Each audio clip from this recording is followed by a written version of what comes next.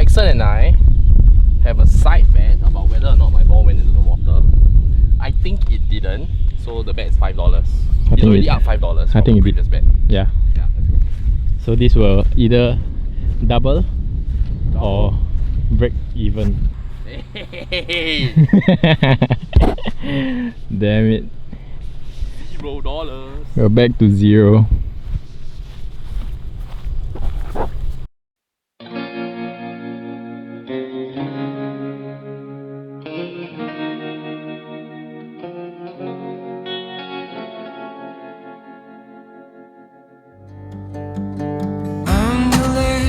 Hold the chair you never see until they disappear, and you fall to the ground. I'm the cold that shields the rain, will keep you dry, you never will complain. You don't need me in the sun, and I can't feel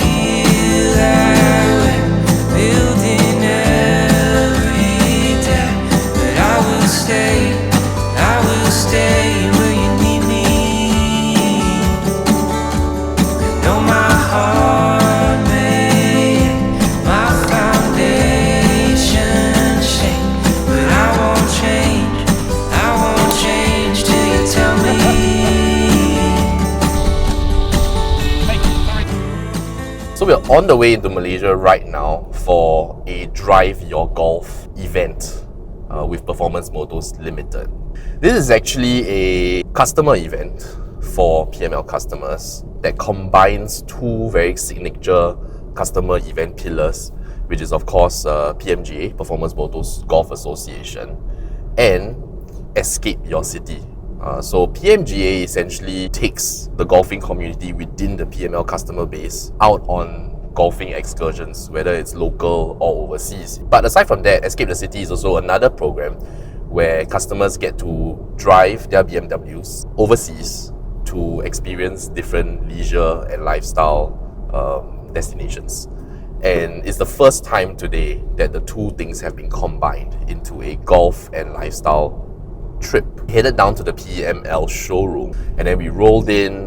Most of the customers drove in their own personal cars, and then they swapped into Performance Motos Limited provided cars. So all the cars are actually marked to be part of a convoy, and the entire experience of this reception was exciting because it just gives you the feel of a really, really well-planned event. So all the cars come in, all the customers do their registrations.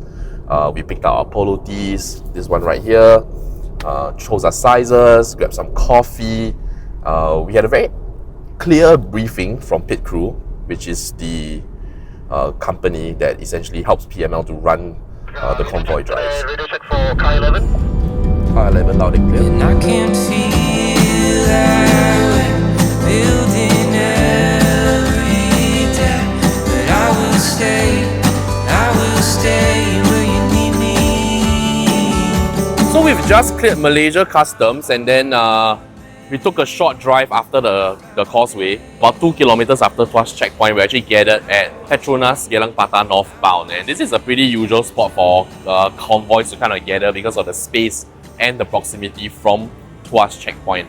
We arrived, and then of course there were marshals flagging us down with like light signals, and then we were asked to kind of start forming up the convoy.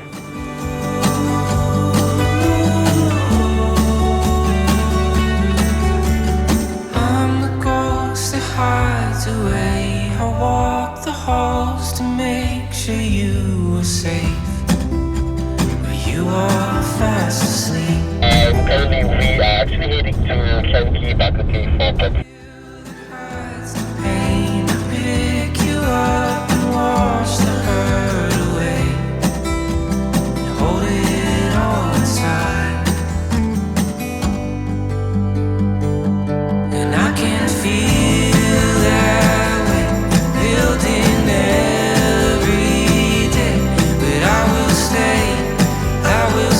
breakfast was at the famous Changi Bakute somewhere in the Kota Tinggi vicinity. It was a really special experience because first and foremost, this is like a charcoal fire that they use to actually prepare the bak kut teh over a clay pot. That just adds to the entire flavor and smokiness of the dish. And this bak kut teh isn't your typical bak kut teh as well, because it's not the soupy ones that you get in Singapore. So the sauce is a little bit thicker, a little bit more savory, so really, really delicious. Those concrete structures. So those are actually commercial bird's nest enclosures. So landowners will build these concrete structures that are dark on the inside, and then the I think it's swallows, right? Swallows for bird's nest. Like swallows will just naturally fly in and build the bird's nest, and then at an appropriate time, and then they harvest this bird's nest. So if you see these concrete structures around, there's something to take note of. Too many days in the darkness without a glimpse of the light. Running tired and broken and scared, but I swear I'll never give up the fight. I see you broken and beat. We had to endure some pretty scorching weather out there today. But you know, as we say in golf, better sunny and hot than rainy. So you know, when we were playing golf, it was actually really, really hot, and then actually kind of like midway through the back nine, it started cooling down, and then of course lightning came in, and now the sky is overcast. It's absolutely beautiful right here. Valley course is tremendously narrow, I would say. I think it's probably one of the most narrow golf courses I've ever played in my life. And prior to today, I actually have only played the ocean course and never the valley course. It's also filled with a lot of bunkers, and you also have to deal with pretty undulating terrain. We were really put through a golfing challenge today as well, and coupled with the heat, that's just a real recipe for disaster, so to speak. We are suffering, but the love of golf is keeping us alive. But we played pretty well, you know. Like I shot a +20, so that's a 92 from the blues. Desaru, or L's Club Desaru, calls it the silver tees. But I think there were a few standout holes based on how beautiful the holes looked and how we played as well. Hole 11 for me, I think was pretty spectacular. So we actually started on the back nine. So we started with hole 10. You kind of see this super downhill hole that is also a sharp dogleg right. And this was kind of tricky for me because it's not a hole where I could take a driver off the tee, because where I would land my driver shot would have probably run out of fairway, so we would have kind of blown the ball past the point where the dogleg starts. But thankfully, I smoked the 4 hybrid off the tee. That thing went about 210, 220 meters, which is the furthest I've probably hit my 4 hybrid in a long while. But the green is also fairly challenging. Bunkers on the right, water on the left, and not the largest green as well. So quite scenic, a little bit of an island green feels, so to speak. Another memorable hole for me would probably be hole 9. That was like a little bit of a dogleg right with water all throughout the right edge of the hole, and I absolutely topi, like smoked a driver down the middle, and it was a little bit low off the face, but I think that was also pretty useful because it kind of stayed under the wind. So landed right in the middle of the fairway and ended with an absolutely amazing putt. This nice right to left breaking putt that we managed to sink for par. So I think that was a really great way to round off the hole. But hole number 5, that was the designated long drive hole of the day. It's always a bit of a pressure point because you want to go for it, but at the same time going for it means that you have this tendency to kind of mess up your contact point. It would appear that I have beaten the long drive for the moment, but I think it's a little bit questionable whether or not I'm on the fairway or on the rough, because it's kind of like the fringe in between. I'm not really on the fairway, I'm not really on the rough. I think the drive was probably about 250 meters. It wasn't the greatest drive at all, but managed to keep it on the fairway. And of course, planting the marker for the longest drive and writing your name on it is an experience that everybody should have at least once in their life, because I've played many golf events in the past and I've never had the privilege of doing this, so absolutely pleased with that. So yeah, so I think overall that was that was the experience from the Valley course at Else Club Desaru, and we'll look forward to seeing the ocean course tomorrow.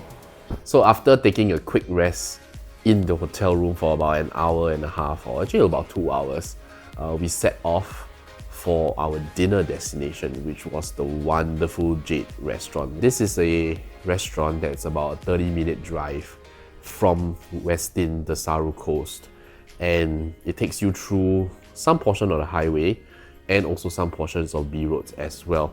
So another opportunity for us to kind of put the cars through the paces. And when we arrived, I found out that the area has actually been sort of revamped a little bit, and now there's actually a cafe as well that operates right at the water's edge. There's a nice little lookout where you can sort of see or look at the open ocean. And Jade restaurant generally is a Chinese restaurant, so they serve seafood, and it's just one of the favorite places to go to for visitors in this area. Highlights of the meal, definitely sambal kangkong. Simplest dish, but definitely hits the spot. And we actually had these lobsters that were kind of steamed with a sort of like a butter sauce on top. That was really, really delicious as well. Oh, actually, you know what? The fish was really good. I kind of like the fish, but Jackson didn't like the fish because he said the fish was bony, but I'm generally quite a fish fan, so I thought that was really enjoyable. And we were also kind of seated in this really nice area, somewhat of a private room, which actually has this karaoke set that Jackson and I were listening to Gem, like Deng Ziqi. Yeah. 泡沫 bro.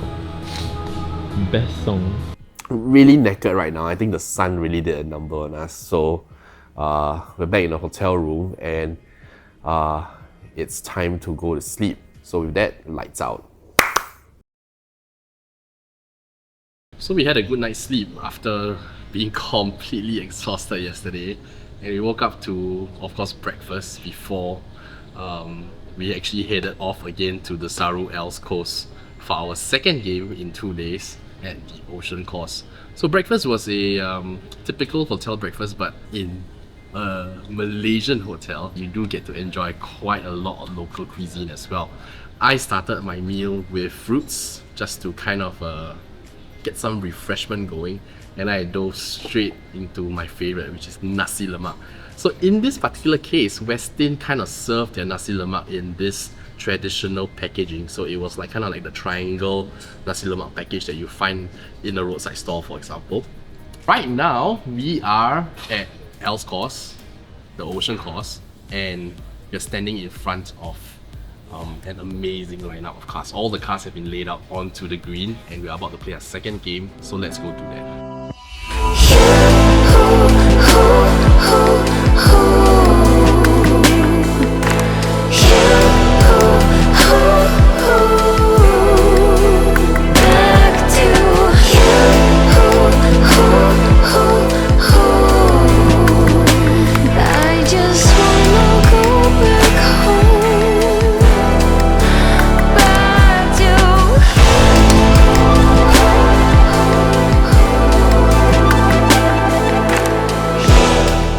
Goal for the second day of the trip was a slightly different proposition because we played a morning round instead of an afternoon round. So in terms of weather, it was a little bit more friendly as compared to the round we played on the first day. We played at the ocean course at Else Club Desaru.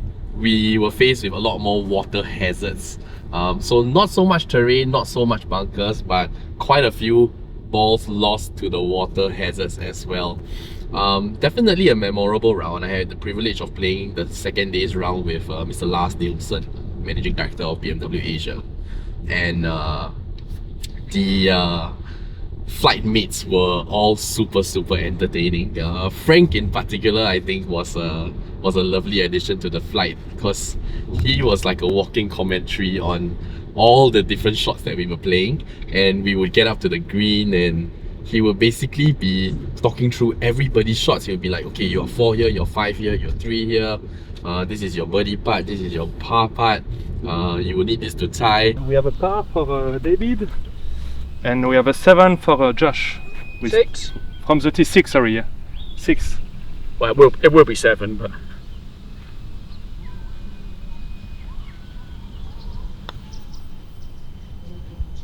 Nice, takes this 7. Nice. Which is a par starting from 3.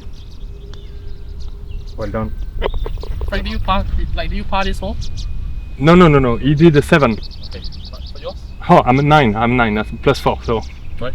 You can go. Yeah, you go. and this is a par putt. So, it will be for you, my friend. Then you go first and we keep it exciting.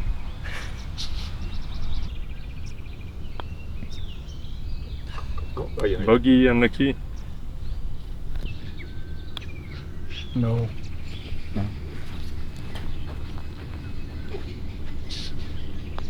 So guys, all square, huh? So 1 up on the par 3, now all square. Okay.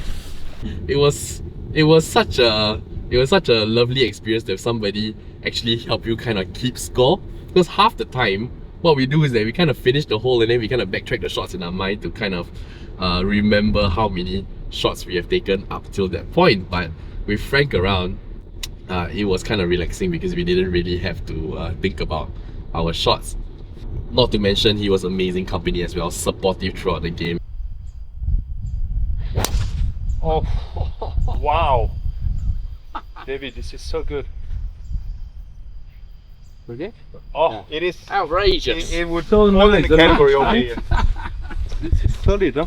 There's been a lot of enjoyable things about the trip so far, and I think one of the key things, of course, aside from the wonderful food, the scenic drives and the great golf, is the fact that over the last 2 days, I've probably made in the vicinity of 10 new friends, people that I could probably drop a message to and ask them if they are keen to play around or golf anytime. So I don't think in any other setting I would have had the ability or had the opportunity to make 10 new friends over the course of 48 hours. So that's definitely something that we enjoyed doing a lot. Right now, we are taking our drive back into Singapore, and we'll all be congregating back at Performance Motors Limited, the showroom that we started this trip at, and then we'll have a little bit of a debrief. We'll have a prize giving ceremony for the novelty games, which includes the longest drive and the closest to the pin. So fingers crossed about whether or not we are actually going to win the longest drive. The longest drive is Mr. David Frank. We meet the trail to the cheering government. Probably done by PMGA. Can you see? Going about the PMGA, right? This is the go bag that we especially made for PML. Okay?